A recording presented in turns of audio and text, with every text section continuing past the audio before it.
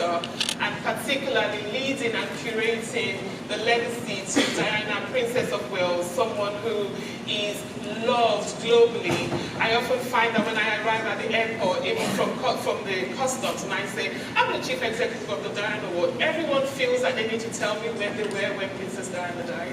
And I think that often still talks about the relevancy and how much she was loved across the world. One of the things that really stands out about her, and which I have the privilege of leading and curating for the last 25 years, is how much she advocated for children and young people. You know, Princess Diana believed that young people, with the right support, can change the world. And that's exactly what we do at the Diana Princess of Wales Awards. We support young people to own their power, to understand that their lived experience is not their permanent reality, that they can use that lived experience to create change, that they, with the right support, will change the world. But it often means, what does support means? It means investing in young people. It means building the capacity of young people to find their power, to realize that they have agency, to give them space to be.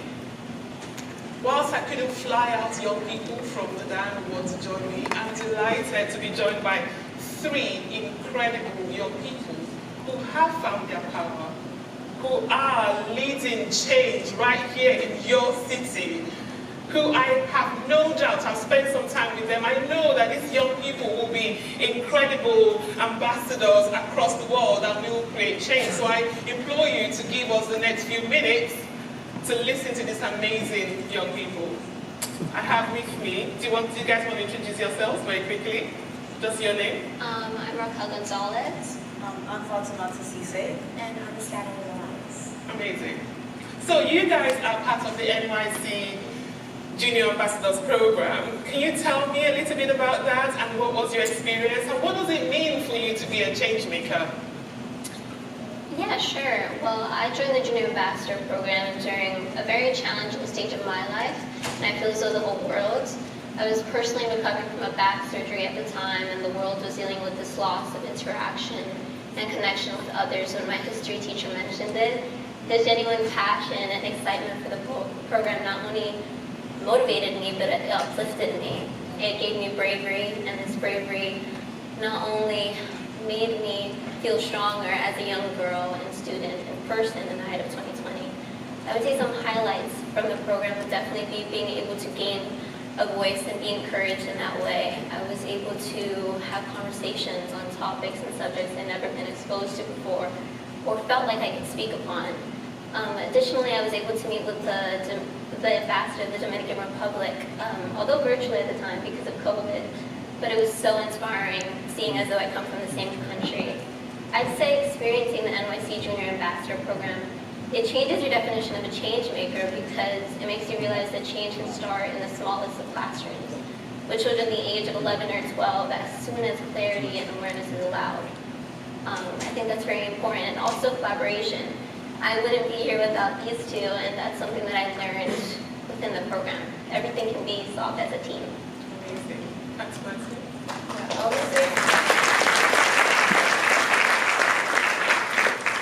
I would say for me, I've always been interested in global affairs, and I could thank my father for that a lot.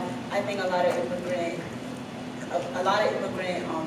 children all have the same experience of their fathers, especially they love watching the news. And my dad watches CNN almost religiously every day when he comes back from work.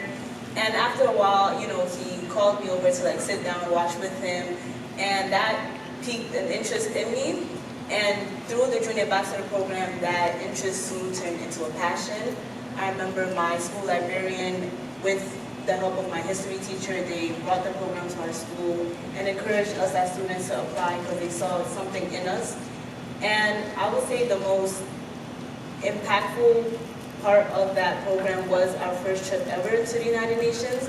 I think even I was so excited the night before, I was doing a lot of research on the UN and the work that it does and what it stands for, and I just fell in love with this mission and being there helped me really find my footing and like my passion in the world. And that program and made change like in my community through community service, and it really helped me see how much work like institutions like the UN put into making like a change globally, and especially by starting locally.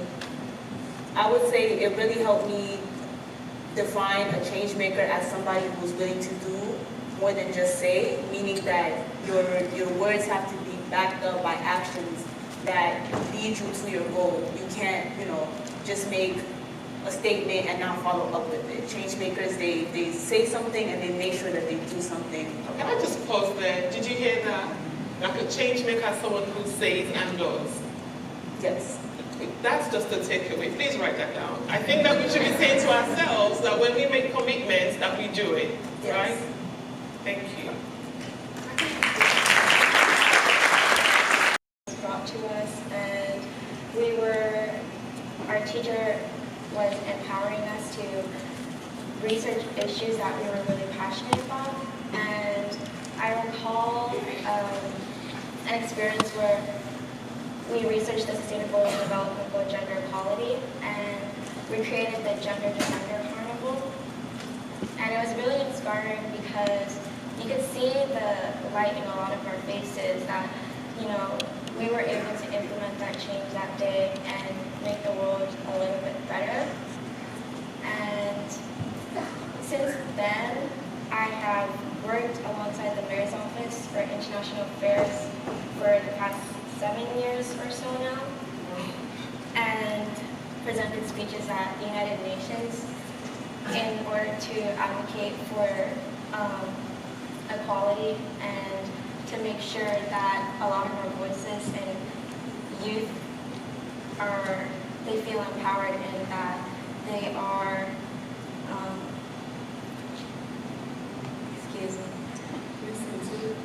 and that they are listened to and heard. I feel it's very important that we have youth a part of the table. And coming from a background of immigrants, as Fatu said, you experience a lot of hardship and disadvantages growing up, and you feel very underestimated, but the program helped us feel empowered because now we were able to bring our issues and our passions to a global stage. And now we were able to feel empowered, I suppose. That's incredible. There's something you said. Can I ask a question? How old are you? 19. You talked about 7 years of community service.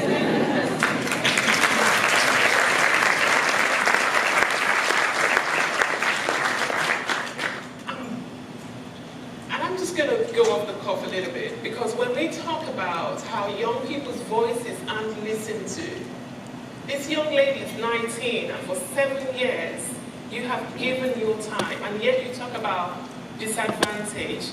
You've all mentioned something about community. Can I ask you, what are those issues in your community, in your 7 years of service? My goodness.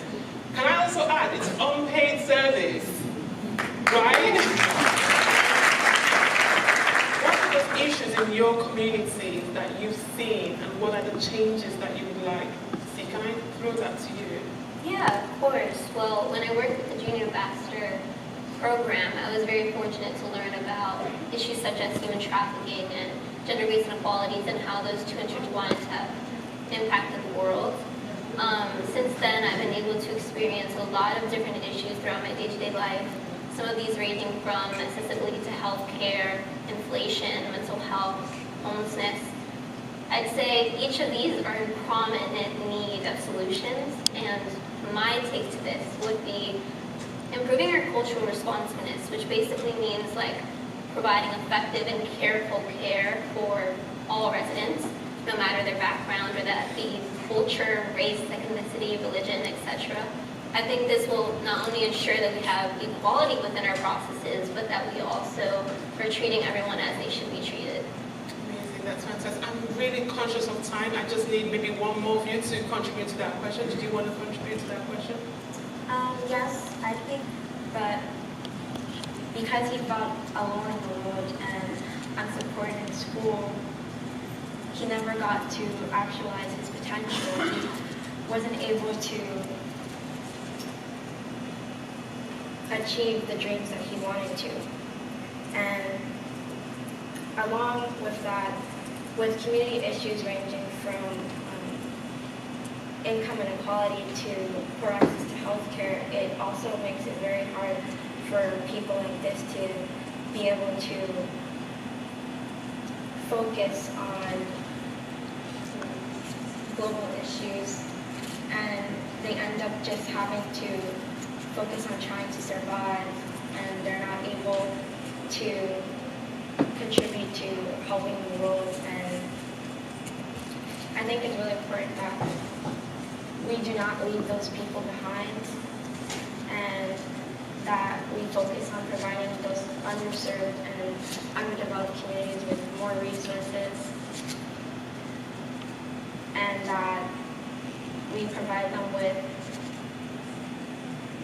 more accessibility to opportunity, because I feel that systemic inequality is something that we really need to focus on getting resolved. That's so powerful.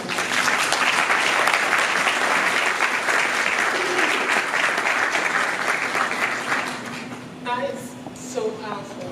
We are talking about an entire generation who's potentially been, not potentially, who's actually been left behind. And what these young people are saying is, when we think about sustainability, when we think about building wealth for the future, we cannot do that when some people are being left behind, when communities are feeling disconnected, when communities are feeling underinvested into. These young people are from those communities, and I hope that conference that we hear them and that we act on what they're saying. I want to touch on a few. You guys are the digital generation. Everyone talks about you live your lives online. I mean, I have a 23-year-old son, and the first time he was going to go abroad himself without me, which was shock, horror, panic, he said to me, "Mom, follow me on Snapchat. You can see what I'm doing." I said, "Could you text me when you arrive?" He goes, "Mom, check my Snapchat."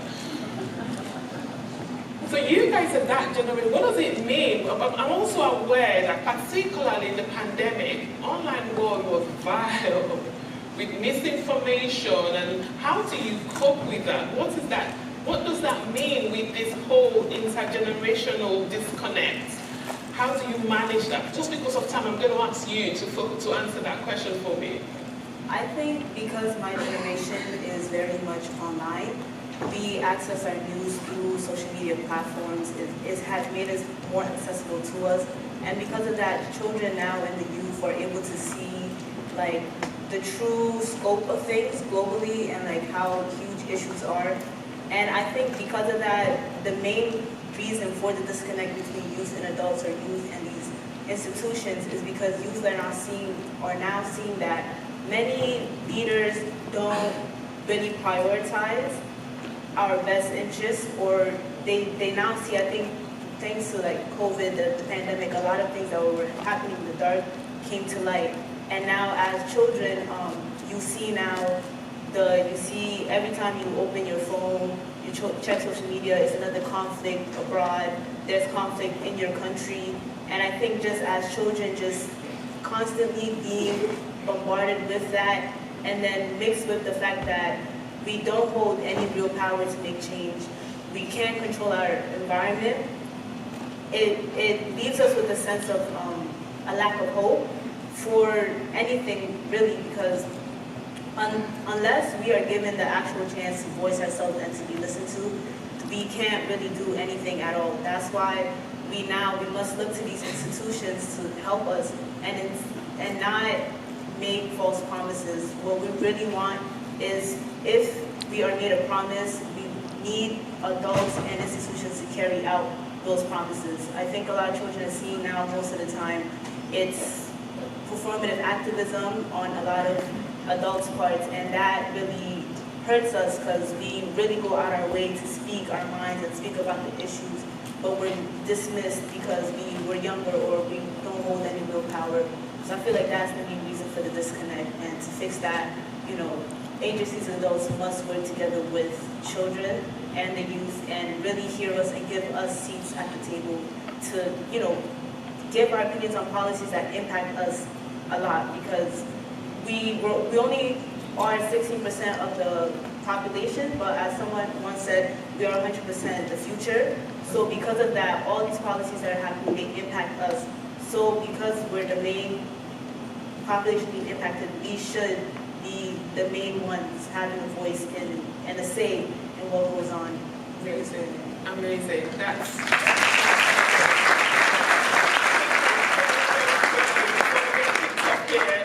30 seconds, what would you want? There's all adults in this room. What would you want? What's the one thing you want everyone here to do to help build that bridge?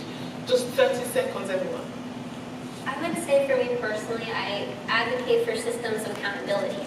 This basically means that when systems promises something like Fatu mentioned, they will give us these solutions and they will communicate when the solutions can't be solved.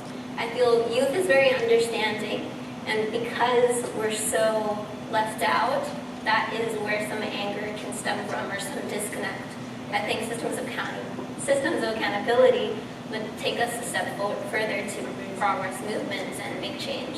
Fantastic. Accountability, I love that.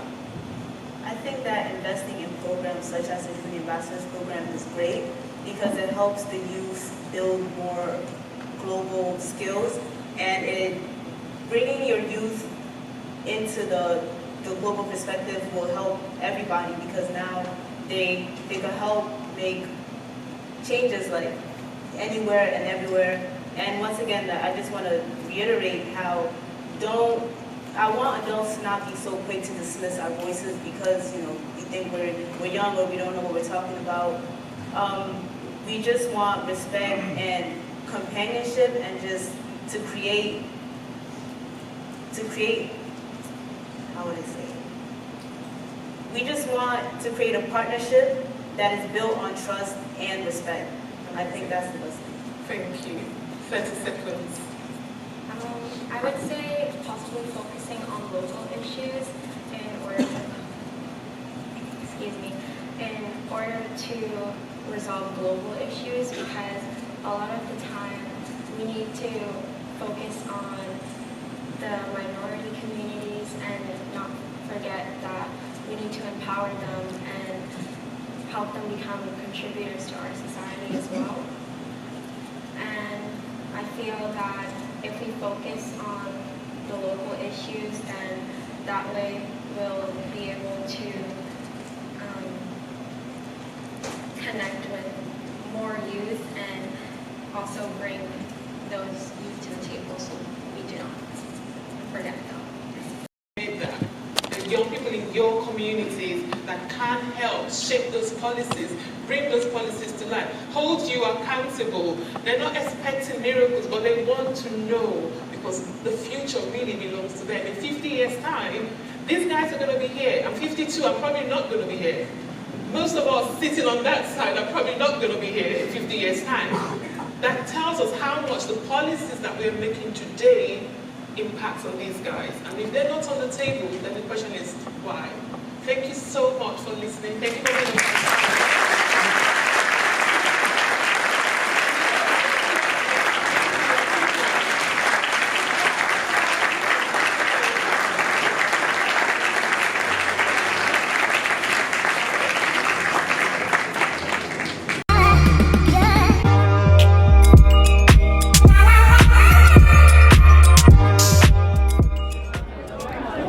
After the session, I'm feeling gratitude. I'm thankful to be able to get opportunities like this, to be in these type of rooms with important ambassadors and presidents. Backstage, I got to meet the president of Paraguay. I also got to meet the mayor of NYC, and so that just makes me very grateful for being able to do things like this. And I'm also grateful to be able to speak out for young people. And after this, I just hope, like I said, that the people that I was speaking to, and the adults and policymakers that I was speaking to, that they really heard what I was saying. And I hope that they comprehend and they start to make actual change and work alongside young people for a better planet. I am very proud of myself for being able to go in front of a lot of important people and ambassadors and presidents and being able to give a voice to young people. I'm proud of myself for really being firm in what I was saying and making sure that the people that were listening to me were not only listening but also comprehending what I was saying, because I think that's a very important thing.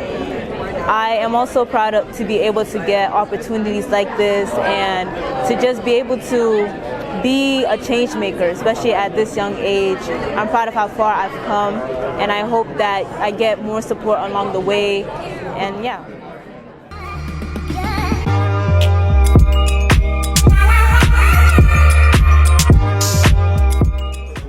So the Concordia Summit is an annual summit that they host every single year during the fantastic high-level week of the United Nations General Assembly. It really is a wonderful opportunity to gather folks from the private sector, from the public sector, and the third sector, all in one room to convene about different kind of ideas and ways that we can approach social innovations. This year in particular, we're really excited that we were able to include young people to the table to be part of the global conversation. Fatoumata Cisse has been a pleasure to work with. We've been working with her at our office, at the Mayor's Office for International Affairs, since 2017. So you can believe that Fatoumata was only 12 years old when she started working with us. She is excellent, a phenomenal speaker, and it's really been a pleasure to see her growth and her process through the course of several years. We're really proud of Fatoumata today that she was able to present at Concordia in front of world leaders, presidents, etc., having a chance to meet with the mayor, and we know that Fatoumata is destined for great things, and we're right behind her with our full support.